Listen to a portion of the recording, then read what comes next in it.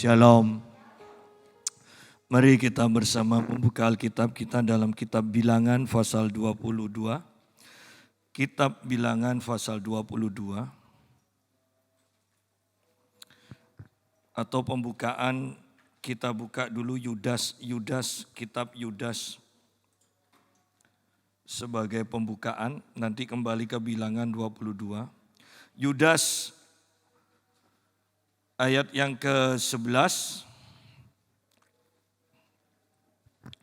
Celakalah mereka karena mereka mengikuti jalan yang ditempuh Kain dan karena mereka oleh sebab upah menceburkan diri ke dalam kesesatan Biliam dan mereka binasa karena kedurhakaan seperti Korah. Nah, di sini ada 3 macam dosa dan pemimpinnya atau contohnya atau pionernya ada 3, yaitu Kain, Biliam, dan Korah. Kain dikatakan mengikuti jalannya sendiri. Kain itu berbicara tentang jalan hidup. Ketika mempersembahkan korban, Kain itu mempersembahkan persembahan yang dihasilkan dari keringat. Ya. Habil mempersembahkan korban yaitu domba. Berbicara tentang darah, berbicara tentang anugerah. Kain hasil keringat, hasil usaha sendiri. Ingat bahwa hidup kita karena anugerah, bukan karena hasil usaha perbuatan baik kita. Kemudian di sini dikatakan tentang Biliam yang akhirnya sesat. Kenapa? Karena Biliam mengejar upah. Kitab 1 Timotius pasal yang ke-6 ayat yang ke-10 mengatakan cinta akan uang adalah akar segala kejahatan. Ya, cinta akan uang itu adalah akar segala kejahatan. Karena uang ini, mengejar uang ini, beberapa orang menyimpang dari iman. Nah, di sini dikatakan juga bahwa karena mengejar upah, Biliam itu sesat. Ya, sesat artinya menyimpang dari jalan yang seharusnya. Kemudian tentang Korah itu berbicara tentang pemberontakan, kedurhakaan, ya. Menganggap dirinya lebih pandai, lebih layak daripada pemimpinnya. Ya. Nah, ini dosa-dosa di akhir zaman. Dan bahkan dosa-dosa ini juga berusaha menguasai gereja. Secara khusus sore hari ini kita akan bicara tentang Biliam. Ya, dosa Biliam. Kembali kepada pembahasan kita di dalam kitab Bilangan 22. Kita akan baca ayat-ayat yang sangat panjang.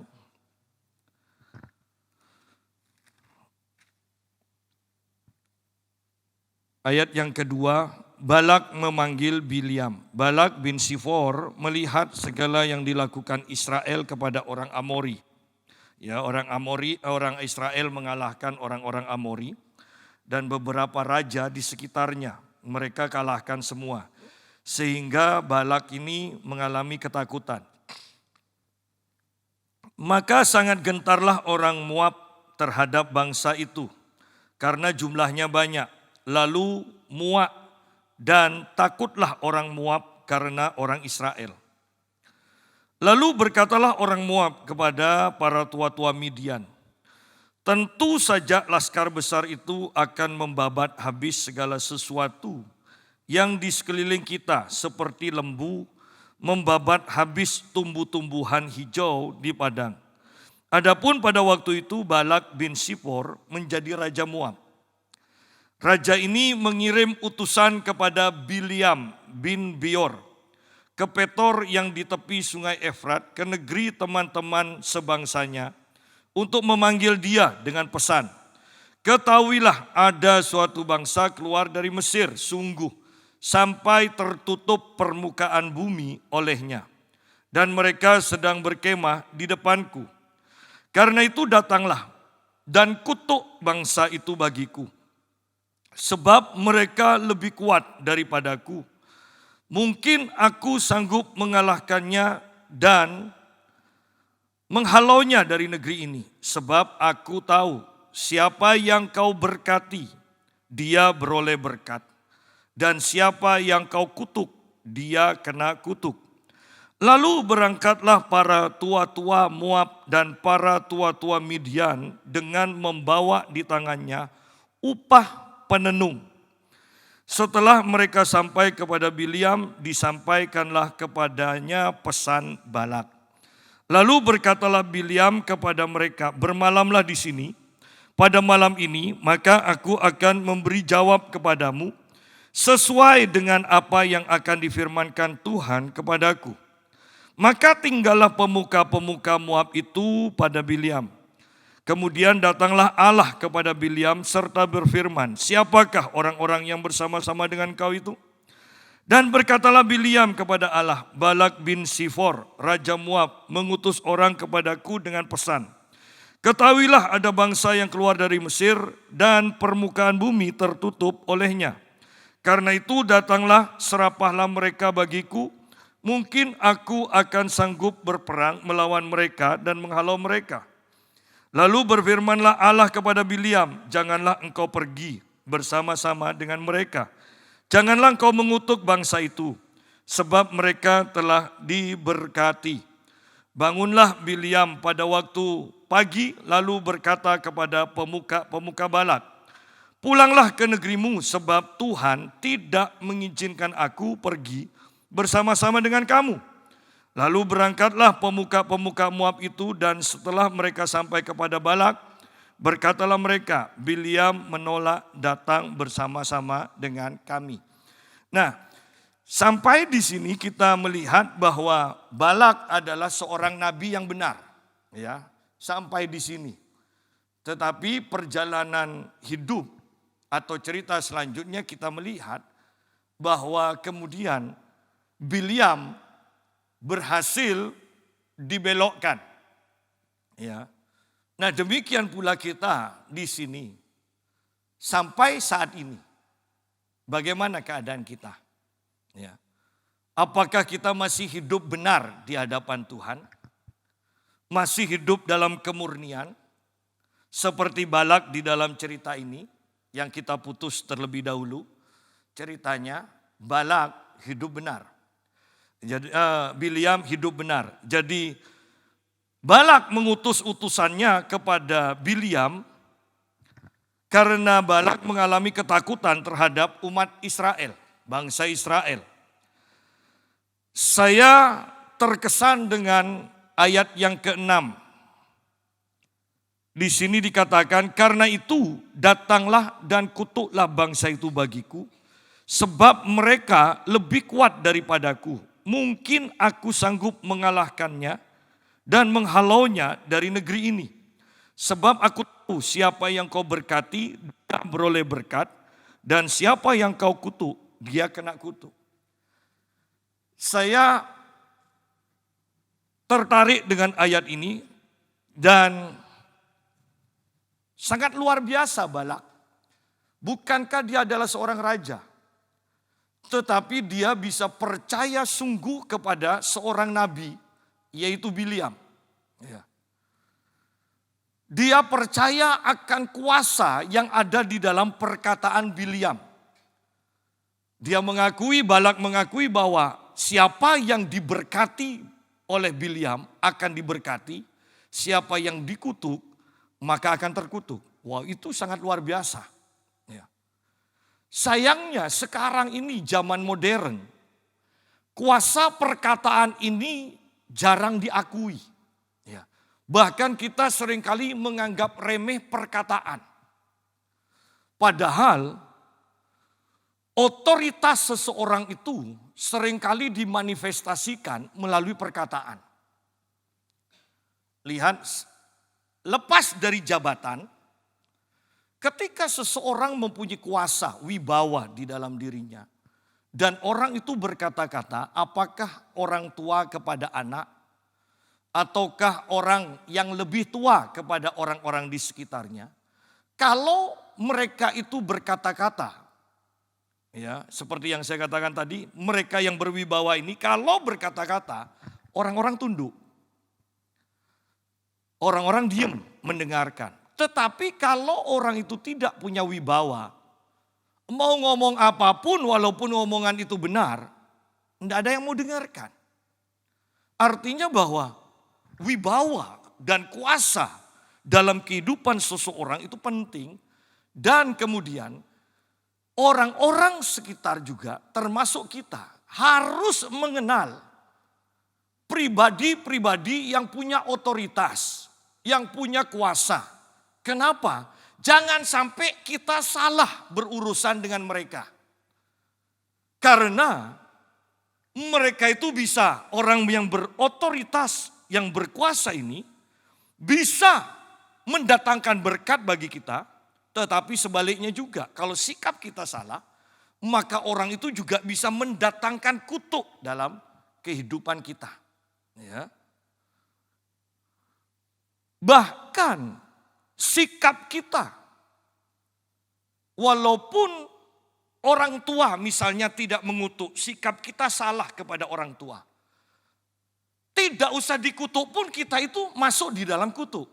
Ketika sikap kita salah kepada orang tua yang punya otoritas, punya kuasa kepada anak-anaknya. Oleh karena itu betapa pentingnya kita memahami ini, dan memahami kebenaran ini, dan mengenal orang-orang yang punya otoritas. Karena kita punya uang belum tentu loh kehidupan kita akan selamat ketika kita melawan orang yang punya otoritas.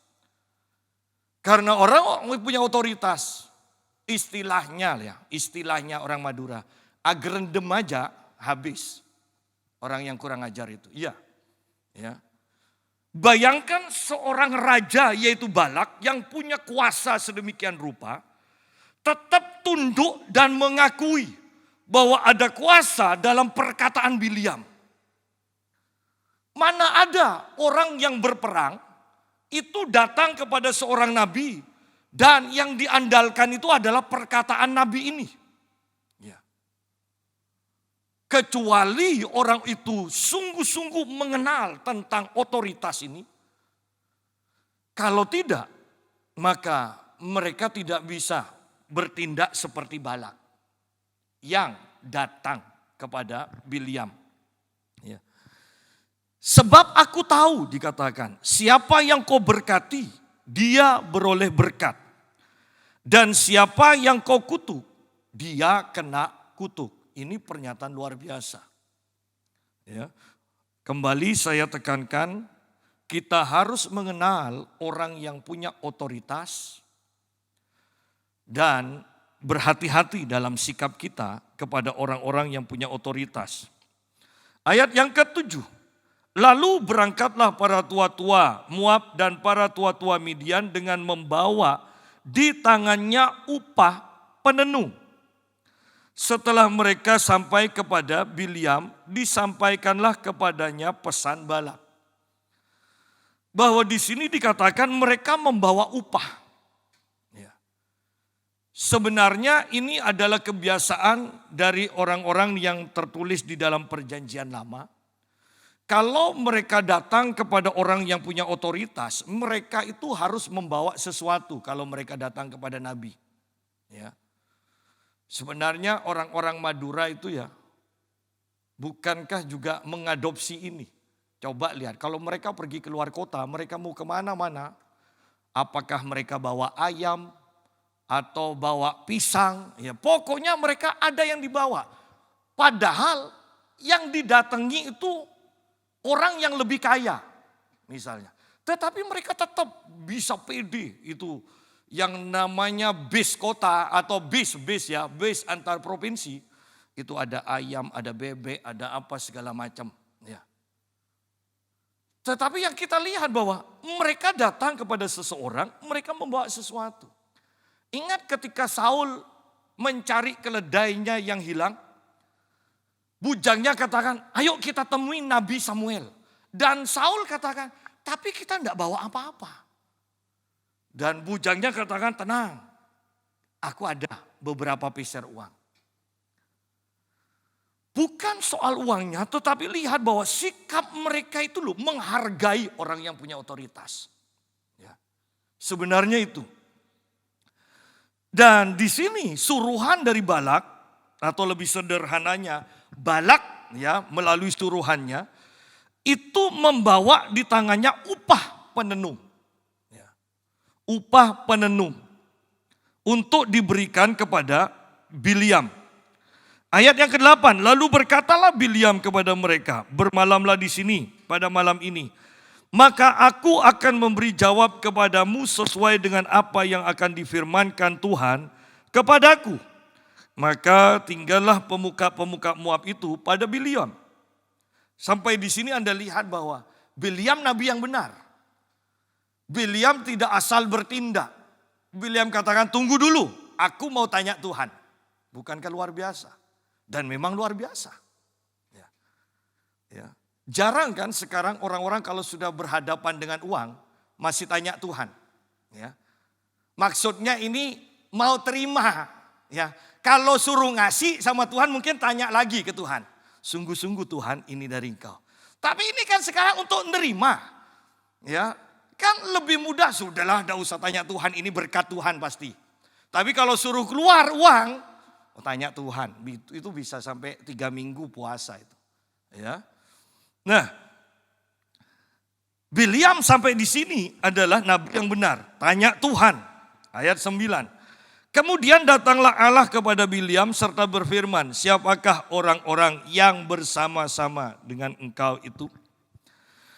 Dan berkatalah Bileam kepada Allah, Balak bin Sifor, Raja Moab mengutus orang kepadaku dengan pesan, ketahuilah ada bangsa yang keluar dari Mesir dan permukaan bumi tertutup olehnya. Karena itu datanglah serapahlah mereka bagiku, mungkin aku akan sanggup berperang, melawan mereka dan menghalau mereka. Lalu berfirmanlah Allah kepada Bileam, janganlah engkau pergi bersama-sama dengan mereka. Janganlah engkau mengutuk bangsa itu, sebab mereka telah diberkati. Nah, penting juga di sini tadi kita sudah bahas bahwa penting mengenal orang yang punya otoritas dan bersikap hati-hati. Tetapi di sini juga ayat yang ke-12 selanjutnya kita juga harus mengetahui siapa yang Tuhan berkati. Jangan coba-coba mengutuk apa yang Tuhan sudah berkati. Ya.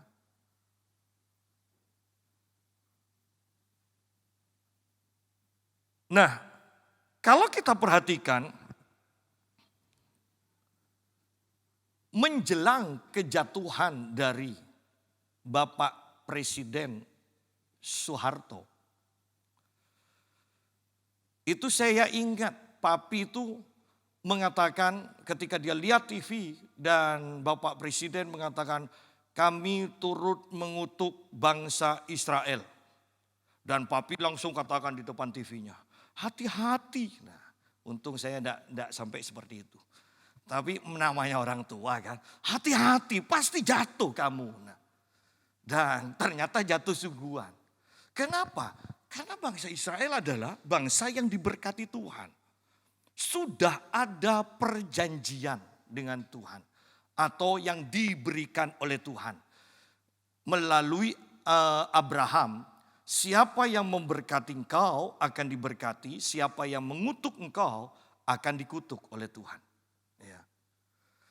Dan itu berlaku sampai saat sekarang. Ya. Dan yang akan datang. Karena Tuhan tidak pernah merevisi perjanjiannya. Ya. Ada agama lain itu kitabnya sering direvisi. Diulang atau dibuang. Dan banyak yang dibuang. Ini masih Arab Saudi masih punya usul juga. Berapa ribu kata mau dihilangkan. Tapi masih penuh dengan pro kontra. Ya. Nah, mari kita lihat sekarang. Janganlah engkau pergi bersama-sama dengan mereka. Janganlah engkau mengutuk bangsa itu sebab mereka telah diberkati. Bukankah kita semua juga adalah umat yang diberkati Tuhan? Sehingga siapapun yang mengutuk kita akan dikutuk oleh Tuhan. Oleh karena itu juga sesama saudara seiman, sesama orang-orang yang diberkati, jangan saling mengutuk. Ketika kita mengutuk saudara kita yang diberkati Tuhan, maka Tuhan yang akan bertindak, yang akan mengutuk kita. Ya. Hati-hati, hidup dalam pengampunan, hidup untuk memahami, mengerti, mengalah, itu penting sekali. Ya. Jangan melanggar otoritas yang sudah milik Tuhan sendiri. Ya. Masalah berkat dan kutuk itu urusannya Tuhan. Tidak usah kita ikut-ikut mengutuk. Ayat yang ke-13. Bangunlah Bileam pada waktu itu, pada waktu pagi, lalu berkata kepada pemuka-pemuka Balak, pulanglah ke negerimu sebab Tuhan tidak mengizinkan aku pergi bersama-sama dengan kamu. Lalu berangkatlah pemuka-pemuka Moab itu, dan setelah mereka sampai kepada Balak, berkatalah mereka, Bileam menolak datang bersama-sama dengan kami. Bisa bayangkan kalau raja datang, ini pasti kalau raja memberi upah, itu pasti lebih besar daripada presiden. Ya kan? Bisa bayangkan yang uang yang begitu besar ditolak oleh Bileam. Bukankah luar biasa? Kemudian resiko menolak panggilan perintah dari raja. Bukankah sangat besar? Bisa-bisa kita dibunuh. Tetapi itu pun Bileam lakukan. Dia menolak. Ya. Nah, yang saya tekankan, ingat kita ini dalam perjalanan iman. Hati-hati, jangan puas dengan keberhasilan sekarang. Selama kita masih hidup, kita harus terus berhati-hati. Bahkan orang yang kaya, jangan bangga dengan kekayaannya dan merendahkan yang miskin, yang lebih miskin. Karena perjalanan itu masih terus berlangsung, perjalanan hidup. Bisa-bisa yang miskin ini jadi lebih kaya, bisa-bisa yang kaya itu jatuh loh. Ya. Belajar terus bersandar, berharap kepada Tuhan, mengandalkan Tuhan, itu penting. Walaupun saya katakan tidak mudah. Bukan karena kita berniat untuk meninggalkan Tuhan, tetapi kita diseret. Ya. Kita diseret tanpa sadar. Hati-hati, oleh karena itu saya tekankan hati-hati. Tanpa bosan saya katakan, apalagi ini akhir zaman. Ya kan? Hampir selesai perjalanan kita ini. Hampir selesai. Kan lucu kan? Ikut lari kurang 5 meter, ya kurang 5 meter, 2 meter, kemudian kram kakinya tidak bisa jalan. Kan repot. Ya. Istilahnya seperti itu. Ayat yang ke-13. Tetapi Balak mengutus pula pemuka-pemuka lebih banyak dan lebih terhormat daripada yang pertama. Bupati atau lurah lah. Lurah, oh masih berani nolak. Kalau bupati bagaimana? Ya, berani. Kalau gubernur bagaimana? Nah, kan? Kemudian kalau raja. Di sini Balak mengirimkan utusan-utusan yang lebih terhormat, otomatis lebih kaya. Tetapi Balak mengutus pula pemuka-pemuka yang lebih banyak dan lebih terhormat.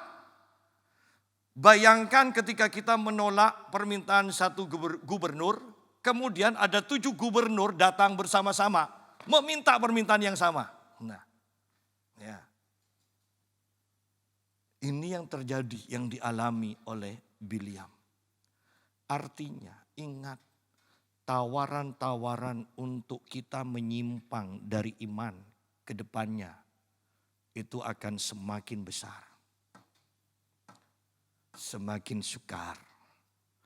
Kalau kita tidak semakin mendekat kepada Tuhan, pasti pengalaman Bileam ini juga akan kita alami. berhasil di babak pertama, kalah babak selanjutnya. Ya. Ayat 16, setelah mereka sampai kepada Bileam, berkatalah mereka kepadanya, beginilah kata Balak bin Sifor, janganlah biarkan dirimu terhalang-halang untuk datang kepadaku, sebab aku akan memberi upahmu sangat banyak. Terjemahan lain mengatakan, memberikan kehormatan yang lebih tinggi. Berarti ini dijanjikan bukan hanya uang. Bisakah saya artikan juga sebagai penasehat raja? Ya. Bisa jadi itu yang akan ditawarkan oleh Balak, Raja Balak.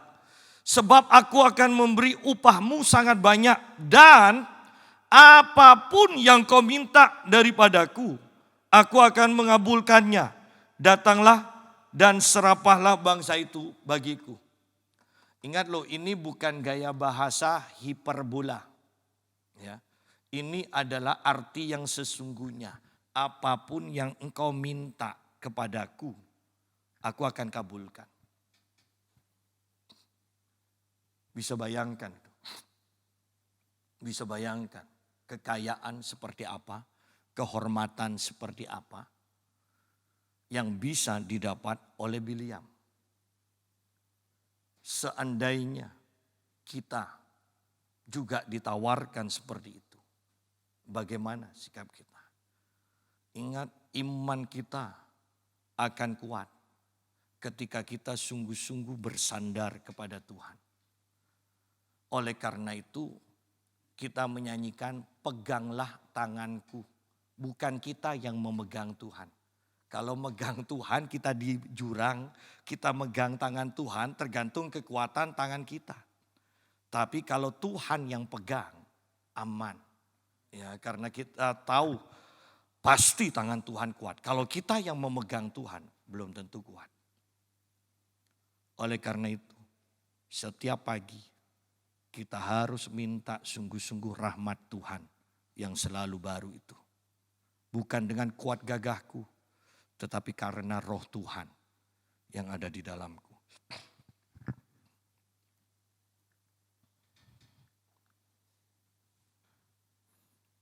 Ayat yang ke-18. Tetapi Bileam menjawab kepada pegawai-pegawai Balak. Di sini kita tahu bahwa Balak sudah mulai goyah. Ya. Sekalipun Balak memberikan kepadaku emas dan perak seistana penuh. Wow. Seistana penuh. Aku tidak akan sanggup berbuat sesuatu yang kecil atau yang besar yang melanggar titah Tuhan Allahku. Lihat di sini. Pernyataan Bileam, Anda lihat ada tersirat. Sebetulnya itu aku mau loh. Tetapi aku tidak mungkin sanggup untuk melawan Tuhan. Anda lihat di sini. Bukankah ini tersirat? Sekalipun Balak memberikan kepadaku emas dan perak seistana penuh, aku tidak akan sanggup berbuat sesuatu yang kecil atau yang besar. Loh, kalau sanggup kan ini pasti dilakukan kan oleh Bileam. Tetapi karena Bileam tahu tidak akan sanggup sehingga Bileam terus mengatakan yang kecil atau yang besar yang melanggar titah Tuhan Allahku. Oleh sebab itu, baiklah kamu pun tinggal di sini pada malam ini supaya aku tahu apakah pula yang akan difirmankan Tuhan kepadaku. Nah, kalau tadi saya katakan tersirat, kalau sanggup, Bileam pasti akan mengikuti perintah dari Balak, Raja Balak. Tetapi karena tidak sanggup, Bileam tetapi ingin. Ya. Sehingga Bileam mengatakan tinggal dulu ya, aku mau datang ke Tuhan lagi. Siapa tahu berubah. Ini kan berpikir bahwa Tuhannya sama seperti Bileam. Siapa tahu lihat persembahan yang lebih besar, Tuhan itu mengubah keputusannya. Tetapi yang saya tekankan kembali bahwa ternyata pengenalan akan Tuhan ini tidak cukup tanpa kita sungguh-sungguh dari awal keinginan daging kita disalibkan. Dari awal. Karena dalam perjalanan iman kita, kalau daging tidak sungguh-sungguh disalibkan, maka pada akhirnya hanya masalah waktu kita itu akan menyimpang dari iman. Mengapa banyak orang-orang yang menyimpang dari iman? Baik karena uang, baik karena kedudukan, baik karena tekanan, baik karena pernikahan, baik karena apapun juga. Karena memang dari awal tidak cukup hanya mengenal Tuhan, tetapi dari awal daging harus disalibkan. Dari awal kita sudah harus mati dan menjadi ciptaan yang sungguh-sungguh baru. Selama daging tidak mati, maka ini akan membawa kita pada kesesatan pada akhirnya.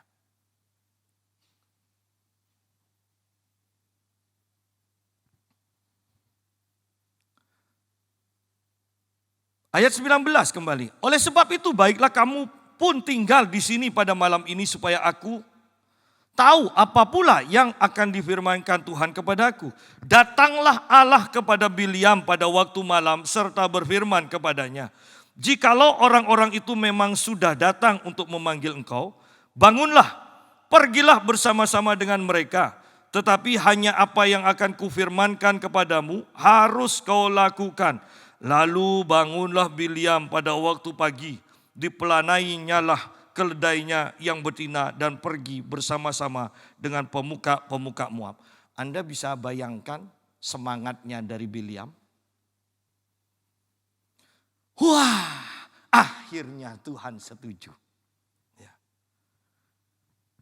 Tetapi ternyata Bileam tidak sungguh-sungguh mengenal Tuhan.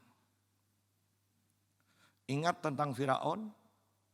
Dengan tulah-tulah yang Tuhan adakan, Firaun mengeraskan hatinya. Firaun tetap mengeraskan hatinya. Firaun mengeraskan hatinya. Pada tulah yang keenam, Tuhan mengeraskan hati dari Firaun. Lu kan ini kan, puji Tuhan, Tuhan sudah berubah pikiran. Oh tidak. Karena Bileam tidak bisa ditahan, tidak bisa diberitahu, maka Tuhan kata, sudah pergi sana. Pergi, silakan. Ambil uang itu. Ya. Karena sudah tidak bisa ditahan. Ini seorang nabi loh. Kan seharusnya dia tahu bagaimana cara kerjanya Tuhan. Masa dalam waktu beberapa hari, apa yang Tuhan tetapkan Tuhan ubah sendiri. Kan tidak mungkin. Dan buktinya ayat 22, ketika Bileam dengan semangat pergi dengan keledainya. Ayat 22 dikatakan, tetapi bangkitlah murka Allah ketika ia pergi. Dan berdirilah malaikat Tuhan di jalan sebagai lawannya. Bileam mengendarai keledainya yang betina dan 2 orang bujangnya ada bersama-sama dengan dia. Ketika keledai itu melihat malaikat Tuhan berdiri di jalan dengan pedang terhunus di tangannya, menyimpanglah keledai itu dari jalan dan masuk ke ladang. Maka Bileam memukul keledai itu untuk memalingkannya kembali di jalan, ke jalan. Nah lihat di sini, kalau memang Tuhan itu memang menyetujui, ya, kenapa di sini dikatakan bangkitlah murka Allah? Bileam hanya memaksakan keinginannya sehingga dia mendengar suara Tuhan sesuai dengan keinginan hatinya. Oleh karena itu penting ketika kita datang kepada Tuhan ingin minta dikoreksi oleh Tuhan. Ingin lebih mengenal Tuhan, tanggalkan semua keinginan-keinginan kita. Kalau tidak, Anda hanya mendengar suara Tuhan, tanda kutip. Suara Tuhan yang sesuai dengan keinginan hatimu. Berapa banyak orang-orang seringkali sepertinya sungguh-sungguh minta nasihat, konseling kepada pendeta A, konseling pada pendeta B misalnya. Pak, perpuluhan itu harus atau enggak ya? Ya harus. Oh ya harus ya. Ya sudah harus. Tapi nanti ketemu pendeta lain. Pak, saya sudah tanya kepada si A. Sungguh-sungguhkah perpuluhan itu harus? Ya harus. Ya. Oh ya harus. Tapi nanti ketemu sama pendeta lain tanya lagi. Ketika sudah sampai ke 11 kalinya. Ada yang ke 11 mengatakan. Ya tidak haruslah. Kalau masih tidak mampu ya tidak usah ngasih perpuluhan. Perpuluhan pun tidak harus ke gereja. Bisa ke orang miskin atau kemana-mana. Nah ini tepat. Padahal sudah 10 katakan harus. Hanya karena mendengar satu yang sesuai dengan keinginannya. Dia setuju dengan yang satu. Hati-hati di sini. Bukankah banyak orang yang punya prinsip seperti ini. Dalam masalah apapun. Bukan hanya perpuluhan. Sebenarnya orang-orang bukan ingin nasihat atau jalan yang benar. Sebenarnya mereka hanya ingin disetujui hatinya, keinginannya.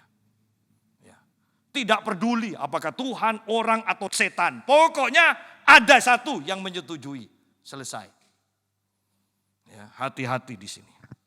Nah, kembali kepada pembahasan kita. Lihat, bangkitlah murka Allah. Yang sungguh-sungguh sangat menyedihkan adalah mata rohani dari Bileam tertutup. Tidak bisa melihat malaikat lagi. Ingat loh, ini nabi. Kok kalah sama keledai sih? Bukankah sudah merosot sedemikian rupa? Pertama, dia salah menangkap isi hati Tuhan. Yang kedua, mata rohaninya sekarang tertutup. Bukankah ini yang dikatakan oleh Bileam? Lihat, Bilangan pasal 24. Ayat yang ketiga dan keempat. Lalu diucapkannyalah sanjaknya katanya. Tutur kata Bileam bin Beor. Tutur kata orang yang terbuka matanya. Lihat di sini. Tutur kata orang yang terbuka matanya, mata rohaninya. Tutur kata orang yang mendengar firman Allah. Yang bisa mendengar dengan telinga rohaninya. Yang mempunyai firman. Yang melihat penglihatan dari Yang Maha Kuasa. Sambil rebah. Namun matanya tersingkap. Artinya mata rohaninya tersingkap. Dia mau tidur pun. Dia bisa melihat penglihatan, mimpi dan sebagainya. Yang adalah pesan Tuhan. Ini Bileam. Tetapi ketika dia keluar jalur. Lihat. Mata yang tersingkap itu. Mata yang bisa melihat Tuhan. Sekarang tidak bisa melihat. Bahkan di sini. Lawan tandingnya itu keledai. Anda bisa bayangkan. Bukan umat Tuhan. Betapa merosotnya hanya karena keinginan, karena cinta akan uang. Lihat di sini. Hanya karena cinta akan uang, kerohanian dari Bileam, mata rohaninya itu tertutup, kerohaniannya kalah dibandingkan keledai. Bukankah keledai dikatakan binatang yang paling bodoh? Ya. Kalau kalah sama anjing, masih mending, walaupun sudah itu parah juga. Tapi anjing memang pandai kan. Tapi keledai. Keledai itu binatang yang paling bebal, paling bodoh, paling bebal. Itu keledai. Kan dulu saya punya guru. Pak Fran paling. Pak Fran. Kalau sudah ya muridnya bodoh, otak udang. Otak udang. Artinya kotoran. Tapi keledai itu bebal.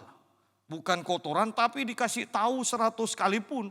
Tidak sempat masuk kuping kiri keluar kanan. Tidak sempat. Ya, itu hanya dilewati aja kepalanya. Itu keledai. Bebal. Nah di sini lihat.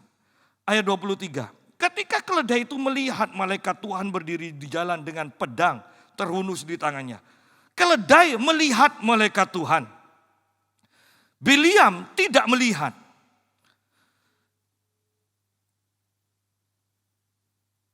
Ayat yang ke-24. Dan lebih luar biasanya ayat 23 itu dikatakan. Keledai ini yang menyimpang untuk menyelamatkan diri dan menyelamatkan tuannya. Ya kan? Bileam malah dipukul oleh Bileam.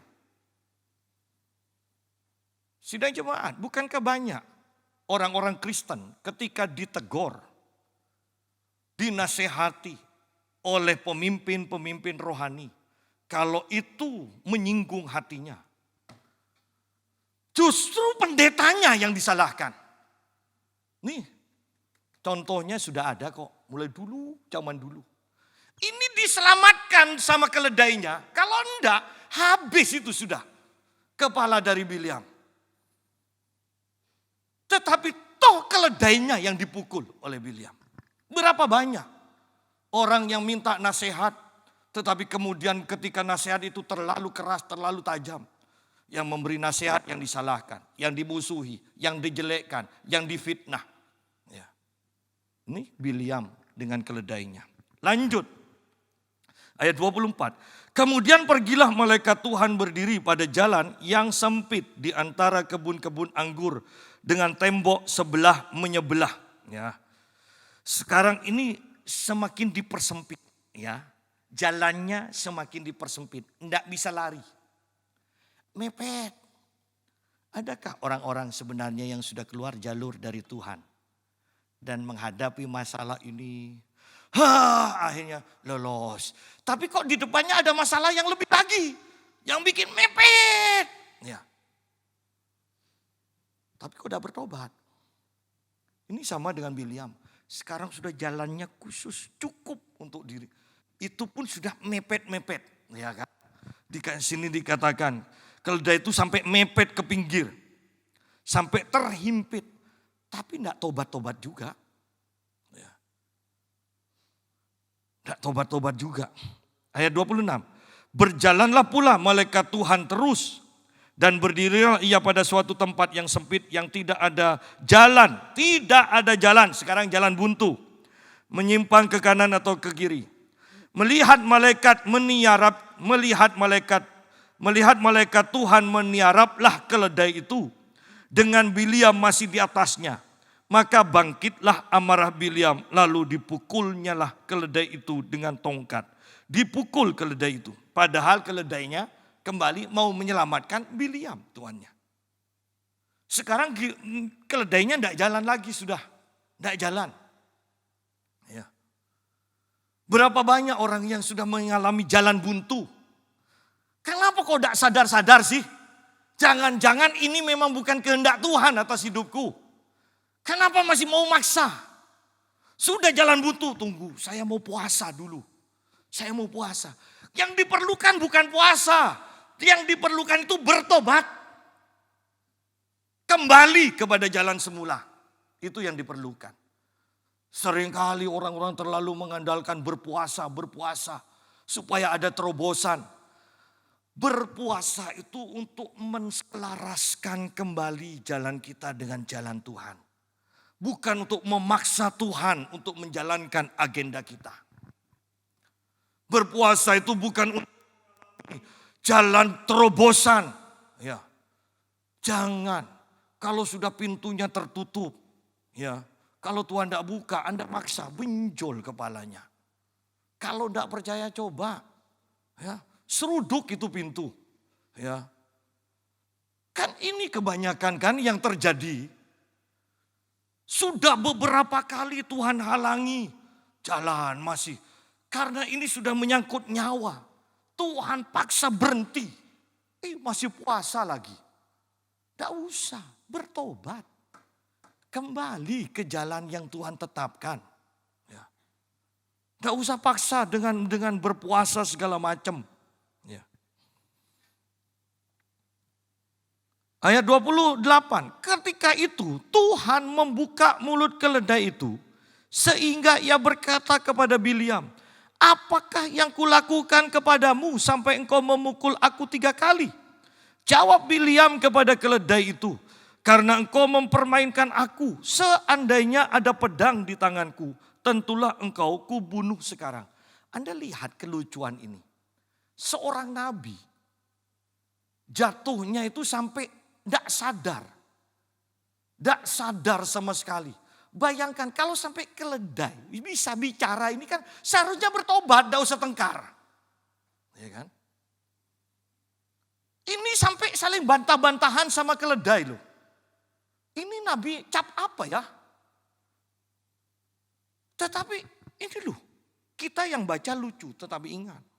Ketika kita mengalami kejatuhan yang seperti ini pun, sebenarnya keadaan kita ditertawai, di alam roh itu sedang banyak yang mentertawai kita. Bayangkan, bantah-bantahan dengan keledai.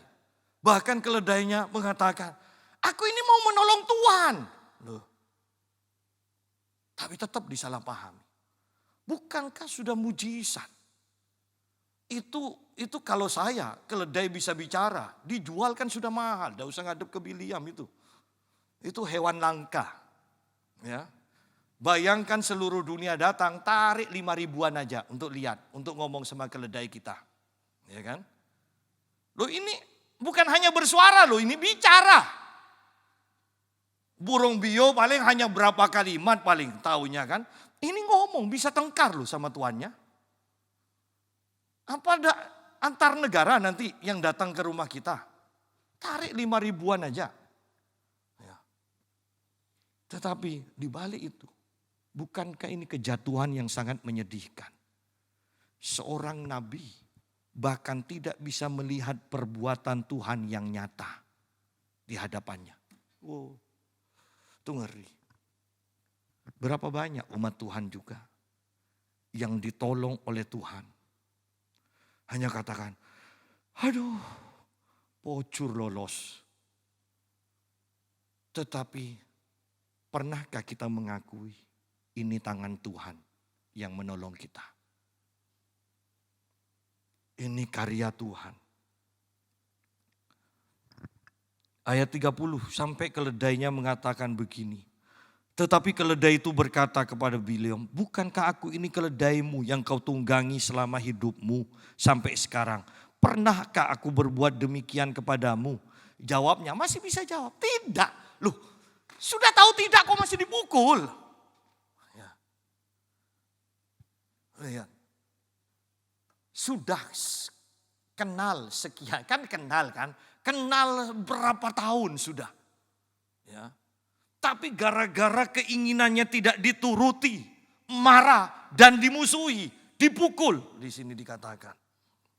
Ayat 31. Kemudian Tuhan menyingkapkan mata Biliam. Tuhan yang menyingkapkan sekarang. Kemudian Tuhan menyingkapkan mata Biliam. Dilihatnyalah malaikat Tuhan dengan pedang terhunus di tangannya berdiri di jalan. Lalu berlututlah ia dan sujud. Berfirmanlah malaikat Tuhan kepadanya, apakah sebabnya engkau memukul keledaimu sampai 3 kali? Lihat, aku keluar sebagai lawanmu, sebab jalan ini pada pemandanganku menuju kepada kebinasaan. Seorang nabi tidak tahu jalannya sedang menuju kepada kebinasaan.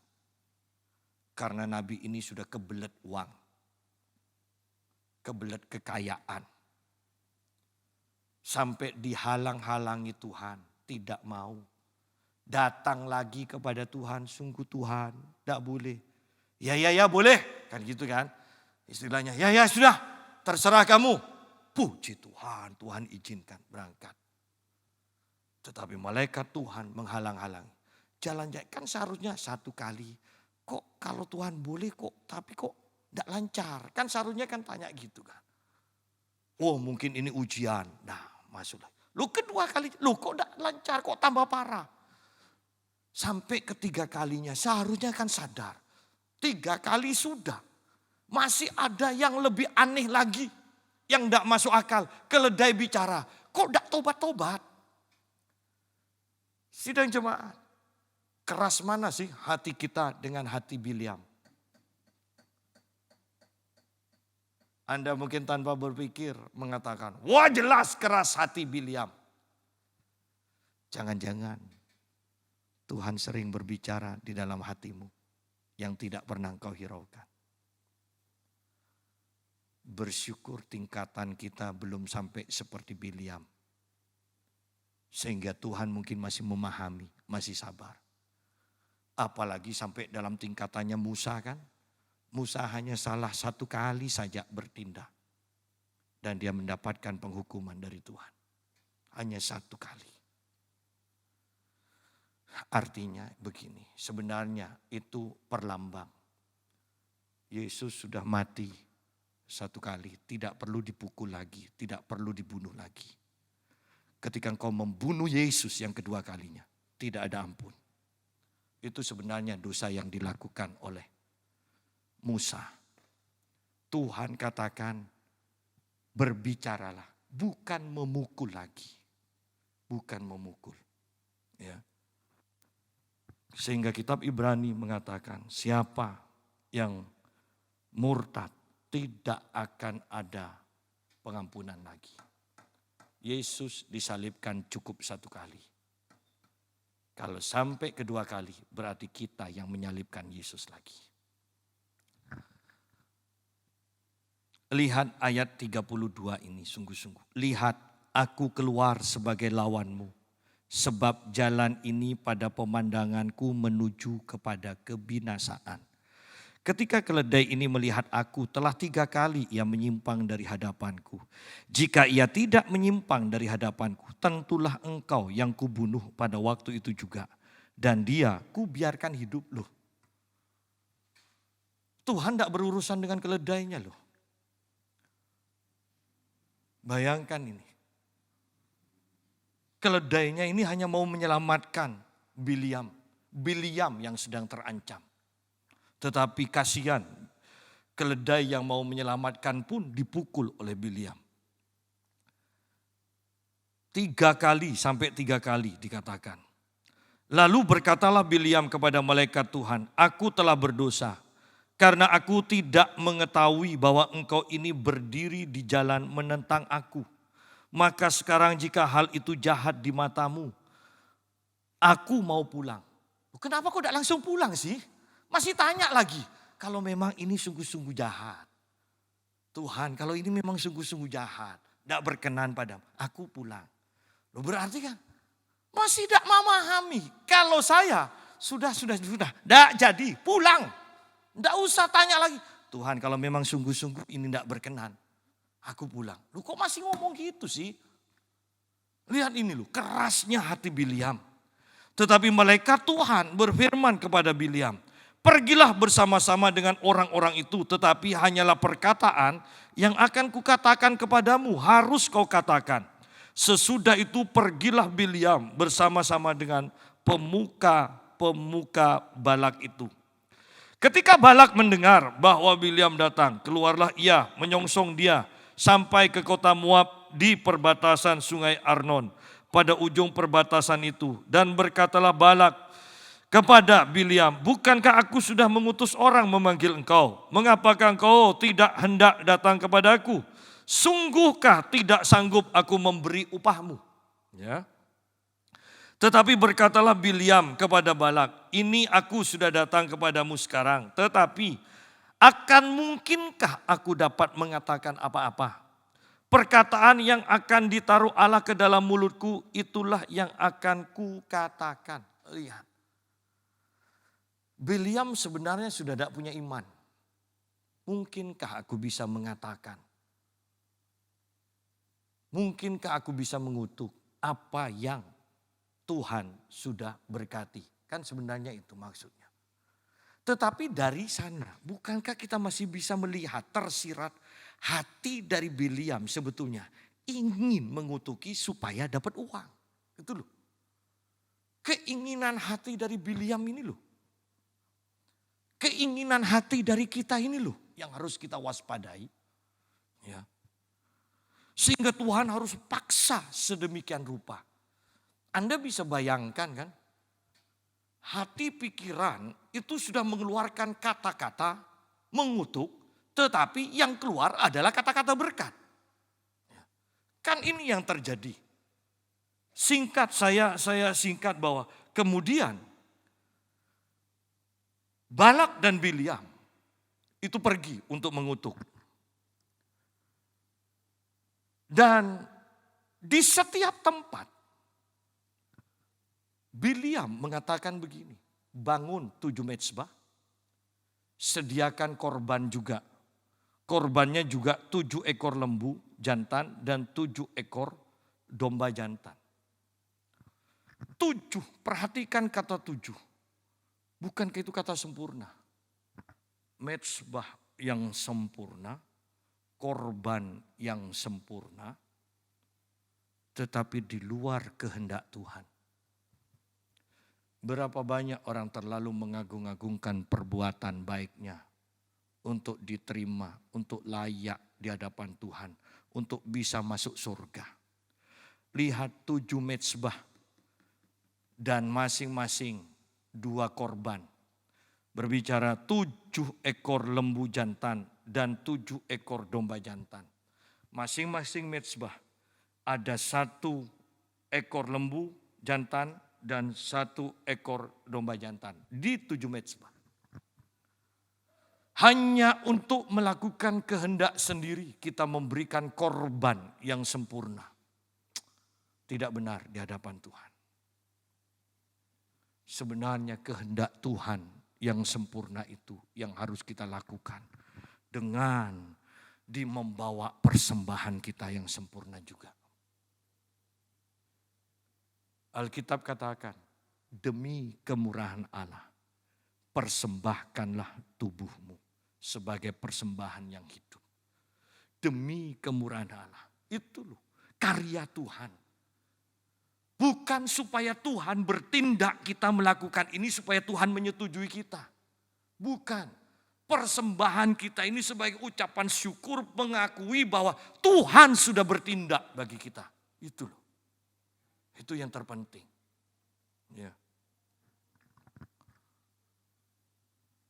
Di sini setiap mau mengutuk, bayangkan setiap mau mengutuki umat Tuhan ada persembahan untuk Tuhan. Ini kan luar biasa sudah. Ada 3 kali usaha dari Balak dan Bileam ini mengutuki umat Tuhan. Tetapi ketiga-tiganya tidak terjadi. Tetapi yang saya mau tekankan, saya tidak akan bahas ketiga kutukan ini. Tetapi yang saya mau bahas ini.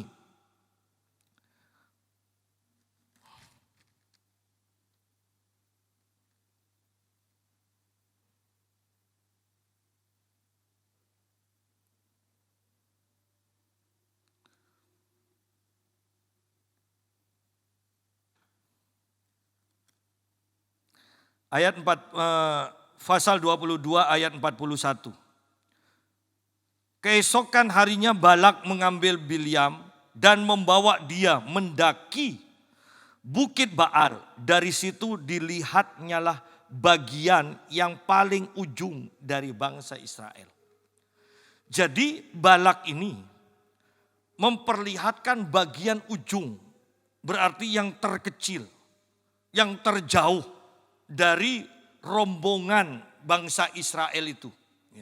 Dilihat yang paling ujung. Setiap mau mengutuki, bawa tempat lain juga supaya melihat yang paling ujung. Maksudnya apa? Lihat di sini bawah. Kalau kita umat Tuhan, mau dicari yang terkecil pun kesalahan kita. Ingat bahwa bahkan yang terkecil sekalipun itu sudah ditebus oleh darah Yesus. Sehingga tidak ada celah. Mungkin kalau kita menurut versi manusia, namanya orang pasti ada celahnya. Di mana ada kesalahan, di sana kutuk akan dilepaskan. Tetapi bagi umat Tuhan, saya tekankan bahwa seluruh hidup kita sudah ditebus, dikuduskan, ditutupi oleh darah Yesus. Sehingga tidak ada kutuk apapun yang bahkan dalam kelemahan kita, ya, mungkin istilahnya dosa yang tanpa disadari, ya, saya mau tekankan, itu pun ditutupi oleh darah Yesus sehingga tidak bisa dimanfaatkan oleh kekuatan jahat apapun juga. Seringkali pendeta-pendeta mengajarkan, menakut-nakuti, kita harus sempurna. Kita itu tidak bisa sempurna. Yang sempurna itu pengorbanan Yesus, darah Yesus yang sempurna menutupi kita. Sehingga ketika roh jahat menuduh kita di hadapan Bapa di surga, Yesus akan mengatakan, Bapa ingat, aku sudah membayar mereka lunas. Mereka sepenuhnya adalah milikku. Lepas dari segala kelemahan kita, Yesus menudungi kita, melindungi kita di hadapan Bapa. Roh jahat, iblis tidak bisa menuduh kita. Bahkan ingat, ketika kita melakukan dosa, ketika kita melakukan dosa, iblis kan langsung menuduh kita, menuntut kita di hadapan Bapa. Tetapi Yesus mengatakan, Bapa, aku sudah mati bagi mereka. Roh Kudus sedang mengajar mereka, Roh Kudus sedang mengingatkan mereka, Roh Kudus sedang memimpin mereka.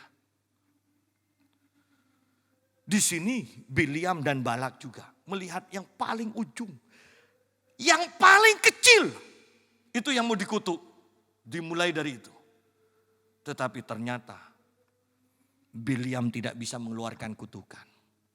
Bahkan di dalam yang kecil itu pun, Bileam harus mengucapkan berkat. Itu luar biasa. Sidang jemaat, saya tekankan sekarang. Di satu sisi itu bagus, di sisi yang lain kita harus sadar bahwa berkat bukan berarti karena kita benar dan selalu benar. Itu karena kemurahan Tuhan dan perlindungan Tuhan ada atas kita. Seringkali orang Kristen tertipu di sini karena semuanya sepertinya baik-baik saja. Kemudian kita katakan, tidak ada masalah hubunganku dengan Tuhan. Bukan itu ukurannya. Bukan itu ukurannya. Tetapi masihkah telinga kita mendengar Dia? Masihkah mata kita melihat Dia? Masihkah hubungan kita dengan Tuhan penuh dengan kegairahan? Itu ukurannya. Bukan berkat jasmani ukurannya. Kalau hati kita sudah mulai keras, hati-hati, hati-hati. Yuk kita lihat selanjutnya. Pasal 24 ayat 25.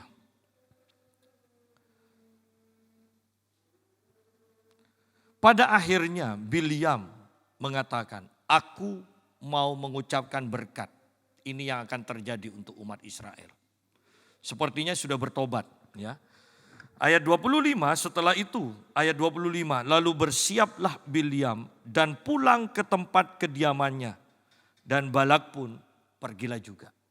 Ya. Bileam pulang. Sepertinya selesai. Ya, selesai. Tetapi ingat, keinginan untuk mendapatkan uang dari Bileam belum ditangani. Dia tetap ingin uang. Sehingga pasal 25 kita mulai membaca di sini.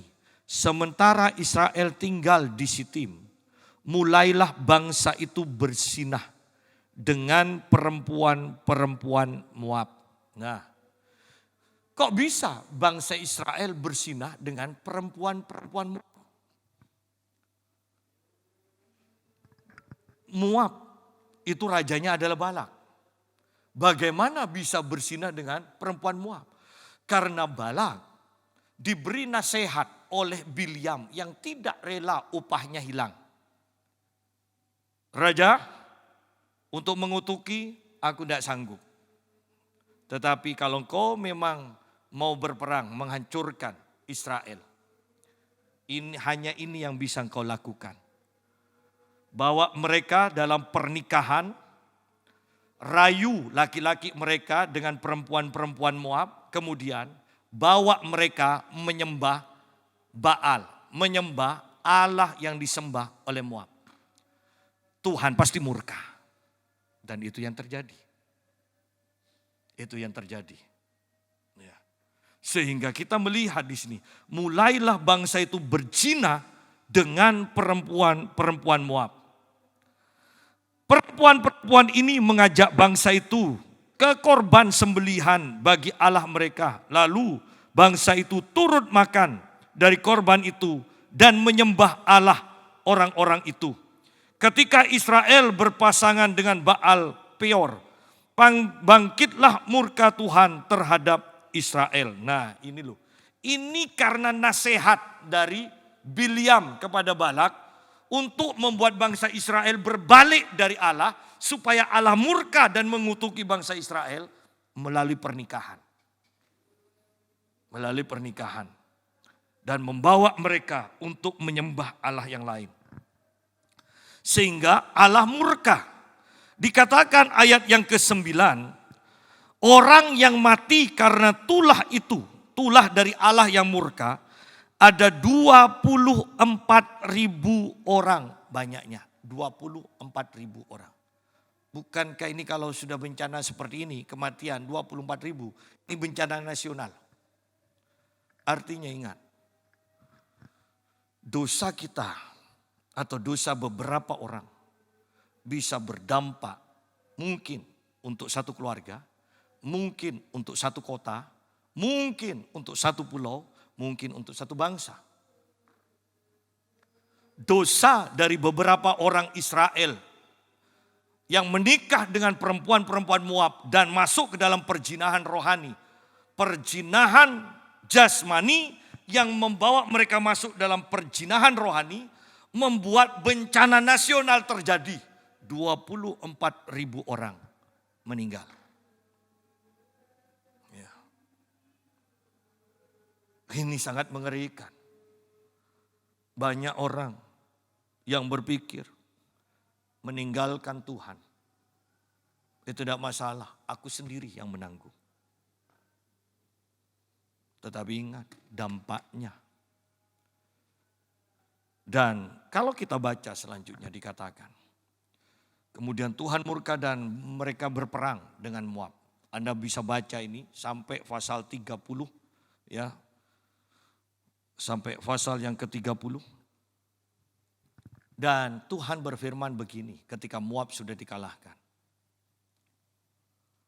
Bangsa Israel membawa tawanan. Di antaranya ada perempuan-perempuan. Dan Tuhan katakan begini. Perempuan yang sudah Moab, yang sudah bersetubuh, bunuh. Tidak boleh dikawin, tidak boleh diambil sebagai selir, sebagai apapun. Kenapa? Karena ketika mereka sudah bersetubuh, ingat mereka sudah menjadi satu daging. Ketika satu daging, pikiran mereka, roh mereka sudah menyatu. Oleh karena itu sangat-sangat kita beri perhatian perjinahan. Perjinahan. Seringkali orang menganggap berzina aku sudah bayar selesai, sudah tidak berdosa. Tidak membawa dampak. Oh iya, aku tidak tertular penyakit. Oh iya. Tetapi emosimu. Kalau kita laki, dengan misalnya, dengan WTS. Pertanyaannya, WTS itu sudah kumpul dengan berapa laki-laki? Ketika kita laki dan perempuan bersetubuh, jiwa mereka menjadi satu. Ketika kita bersetubuh dengan perempuan, anggaplah yang sudah bersetubuh dengan 100 orang laki-laki. Ada 100 jiwa yang tercampur kemudian menyatu dengan kita. Sehingga menyebabkan emosi kita tidak stabil dan tidak terkendali. Dan kita mengatakan, aku tidak seperti ini dulu. Oh iya, karena itu pikiran yang sudah menyatu karena persetubuhan itu loh. Ya.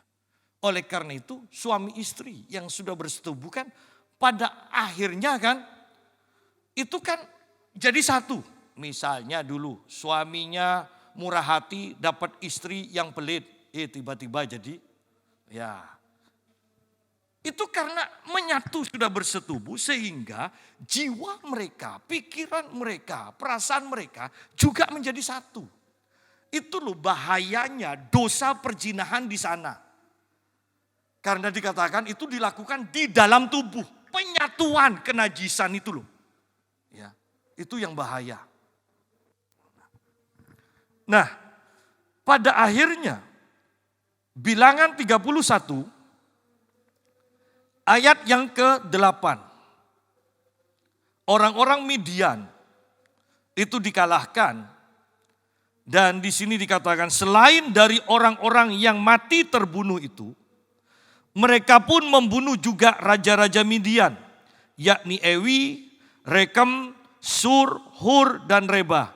Kelima raja Midian. Juga Bileam bin Beor dihukum mereka dengan pedang.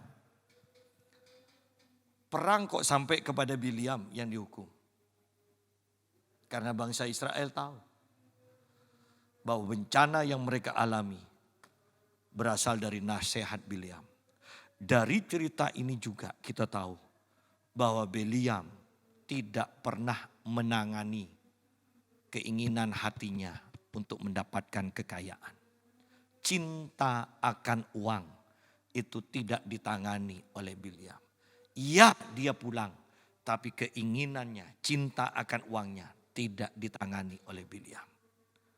Oleh karena itu mari kita tangani. Kita bawa ke hadirat Tuhan. Ini hatiku Tuhan, selidiki. Jangan minta izin Tuhan untuk meluluskan dosa kita. Ya. Tetapi biarlah dosa kita ditangani di hadapan hadirat Tuhan. Yesus katakan di dalam Matius 6 ayat yang kita buka ayat yang ke-24. Matius 6 sebagai ayat penutup. Ayat 24. Tak seorang pun dapat mengabdi kepada dua tuan. Karena jika demikian, ia akan membenci yang seorang dan mengasihi yang lain. Atau ia akan setia kepada yang seorang dan tidak mengindahkan yang lain. Kamu tidak dapat mengabdi kepada Allah dan kepada Mammon. Keinginan dari Bileam adalah mengabdi kepada dua tuan. Ya kan? Aku akan pergi bersama Balak. Tetapi hanya perkataan Tuhan yang aku akan ucapkan. Ini kan bermain di dua tempat kan, dua pijaan. Tetapi Yesus katakan kamu tidak bisa mengabdi kepada dua Tuhan. Pilih salah satu. Kalau pilih Tuhan, jangan berangkat. Tapi kalau pilih Bileam, pilih uang, silahkan berangkat. Tinggalkan Tuhan. Tetapi kalau kita berangkat ke Bileam untuk mendapatkan uang, berangkat kepada Balak, Bileam berangkat kepada Balak untuk mendapatkan uang, tetapi ingin melakukan perintah dari Tuhan, tidak bisa seperti itu. Tidak bisa. Pilih salah satu. Yesus katakan seperti itu. Banyak orang yang mengatakan, aku mau cari uang terlebih dahulu. Nanti setelah aku kaya, aku akan beribadah sungguh-sungguh. Tidak bisa seperti itu. Ketika engkau cari uang, kau akan terus merasa kurang akan uang. Sekaya apapun engkau tetap akan merasa kurang uangmu. Demikian pula ketika kita mencari Tuhan, Anda mendapatkan Tuhan seperti Paulus katakan. Aku tidak berpikir bahwa aku sudah mendapatkannya. Aku terus mengejar dia. Sama. Dua pribadi ini, Mammon dan Tuhan, itu sama. Semakin kita kejar, semakin kita kurang.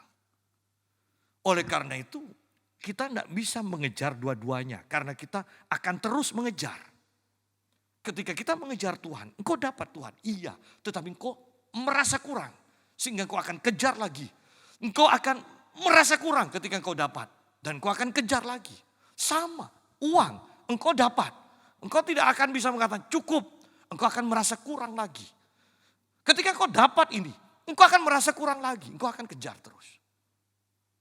Pilih salah satu. Tetapi ketika engkau mencari Tuhan, engkau tidak mengejar uang. Semua itu akan ditambahkan kepadamu. Itu sepenuhnya anugerah Tuhan.